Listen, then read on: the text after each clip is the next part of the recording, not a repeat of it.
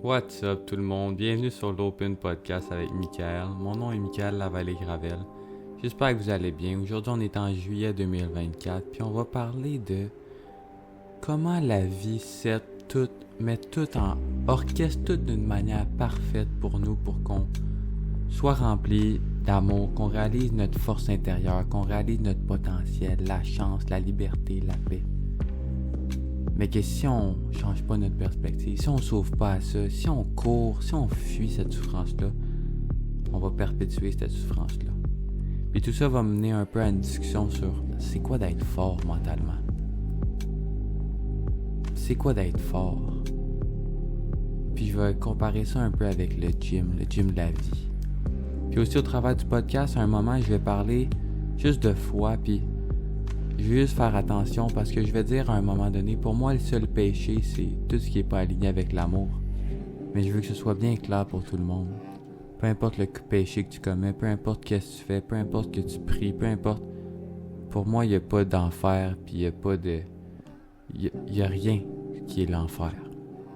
On est tous aimés profondément, on est tous pur amour, puis on a toute notre place. Fait que sur ça, je voulais juste mettre ça au clair parce que je voulais pas créer de séparation parce que pour moi, l'amour est universel, l'amour est partout. On est tous aimés. Puis même quand la vie nous donne des épreuves, puis on va en parler aujourd'hui, c'est une preuve d'amour aussi. Ça dépend vraiment de la manière dont tu vois les choses. Fait que sur ce, bonne écoute, bon podcast, puis bienvenue sur l'Open Podcast avec Michael. Donc, une semaine à peu près, avec un de mes meilleurs chums, je le nommerai pas, disons qu'il s'appelle Sébastien. Il habite pas au Québec, puis on se voit pas réellement souvent, puis on a eu la chance de se voir, puis de passer un temps ensemble.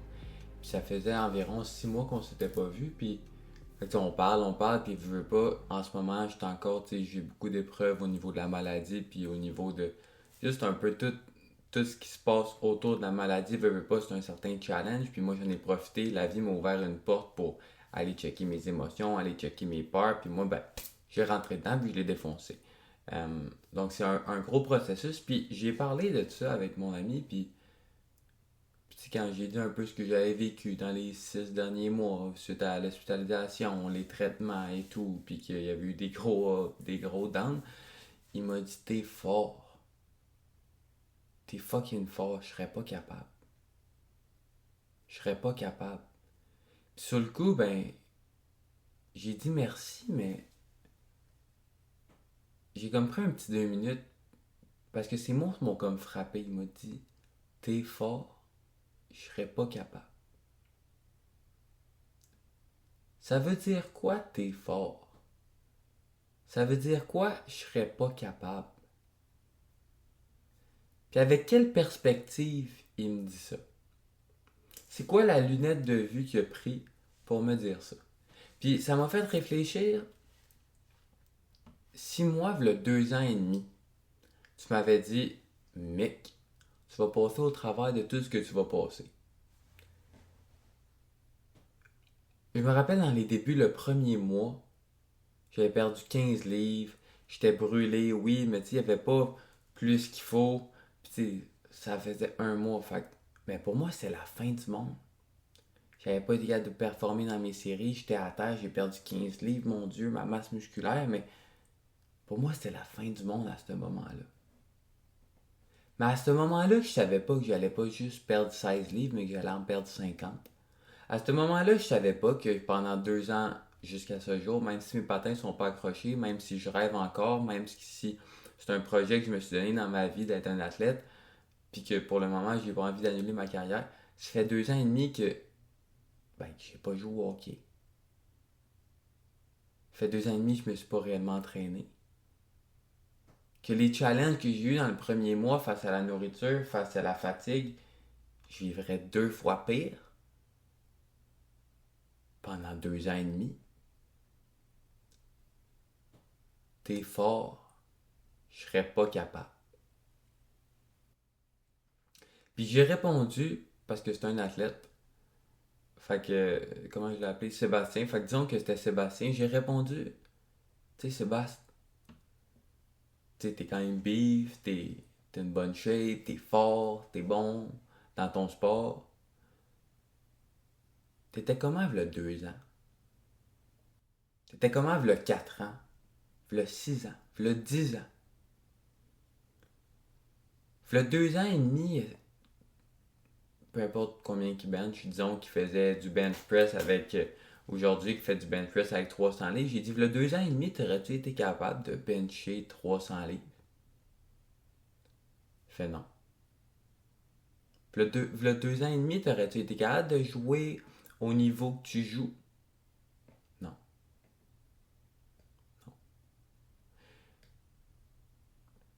Est-ce que moi, v'là 2 ans et demi, j'aurais été capable de passer au travers de ce que je passe au travers en ce moment? Je peux pas savoir. Puis je dis pas ça pour m'enlever de quoi, je dis pas ça pour paraître bien, je dis pas ça pour par humilité, mais ça reste la réalité. Je pense que oui, j'ai tout le temps eu des qualités de force de caractère, j'ai tout le temps été quelqu'un avec une discipline puis une motivation un peu hors de la norme, mais je veux dire, la vie m'a forgé. La vie m'a forgé étape par étape, puis si la vie m'a fait passer au travers d'une coupe de tournade pour que je me rende où est-ce que je suis. Puis après 2 ans et demi de maladie, oui, en ce moment, je deal d'une autre manière que je dealais au début. Puis oui, en ce moment, je suis fort, comme il a dit, mais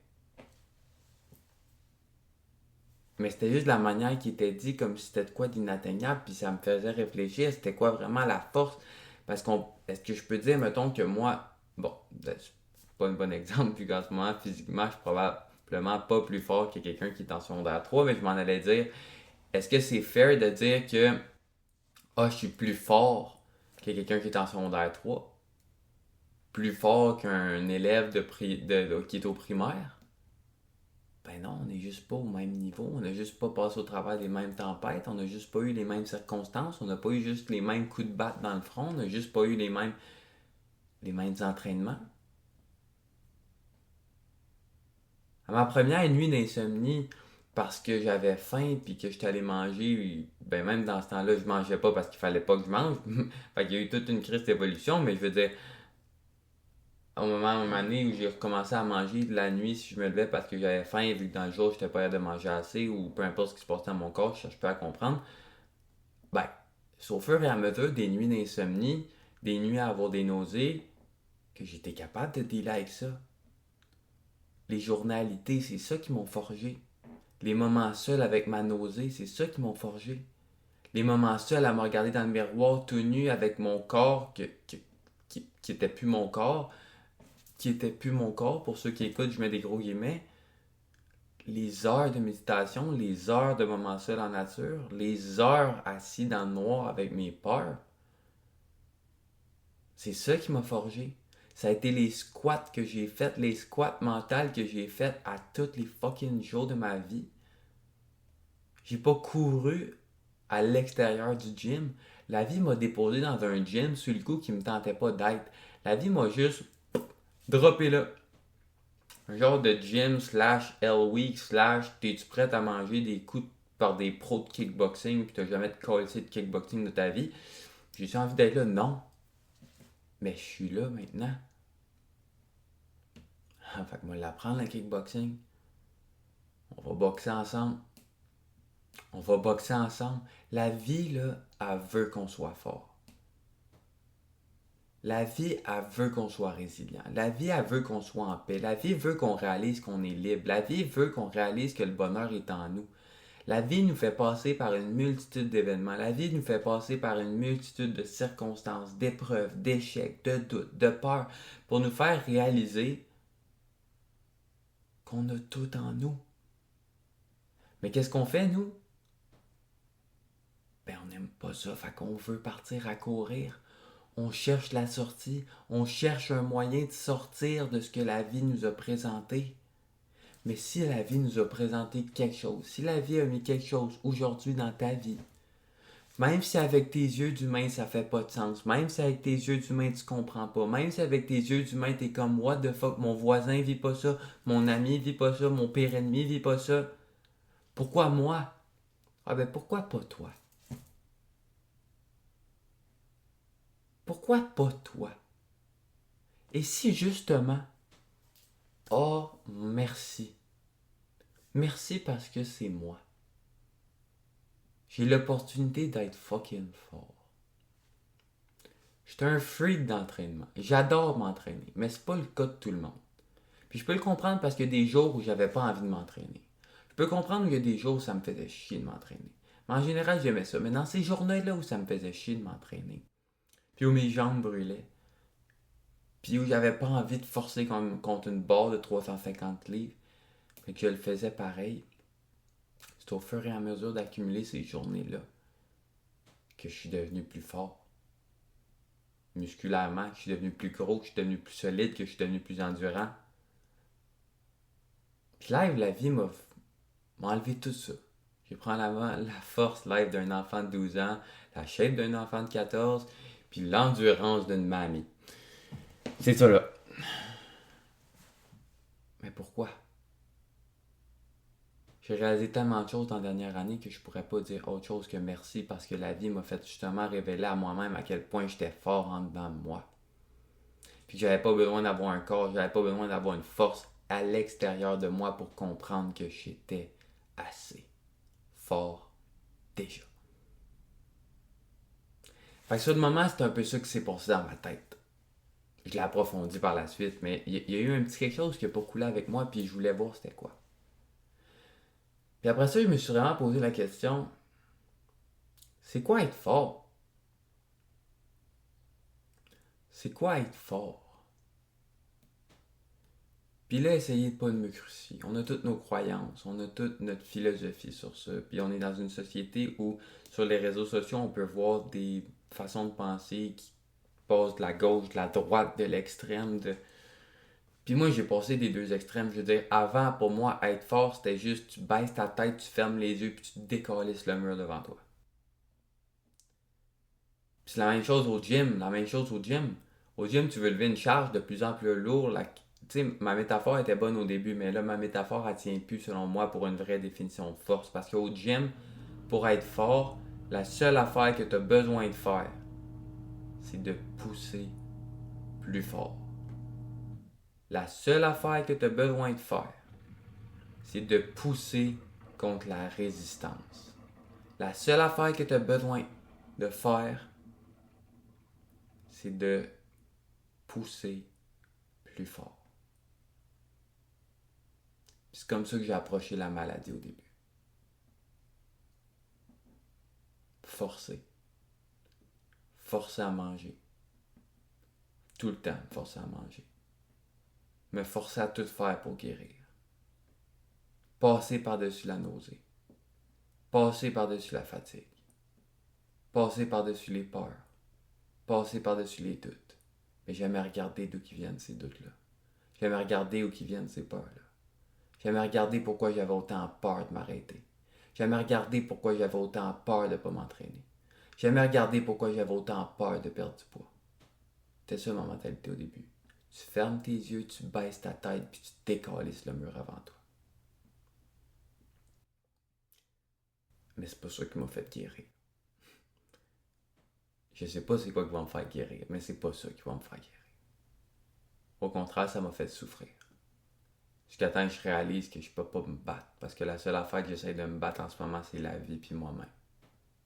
Puis quand tu essaies de te battre contre la réalité de la vie, ça se peut que tu manges un bon 2 par 4. Puis ça m'en a pris une coupe de 2 par 4 pour comprendre que la vie, c'est pas un mur à défoncer. Puis j'ai développé c'était quoi ma nouvelle force. Pour moi, être fort, c'est être comme un arbre. D'être groundé. Puis peu importe c'est quoi la tempête qui passe, tu te déracines pas. Tu fais juste développer des racines plus fortes. Puis comment tu fais ça? Pour moi, la force, c'est quand tu changes ta perspective, tu développes une foi, puis tu es en paix avec ce qui est. C'est la seule chose. Pour moi, c'est la clé que j'ai développée, que j'ai découvert, que j'ai trouvée au travers de mon processus qui m'a permis de développer ma force et d'être plus groundé. Puis de grandir dans la tempête. La tempête m'a pas abattu, la tempête m'a fait grandir. La tempête m'a fait me renforcer. Mais pour ça, tu dois accepter ce qui est devant toi.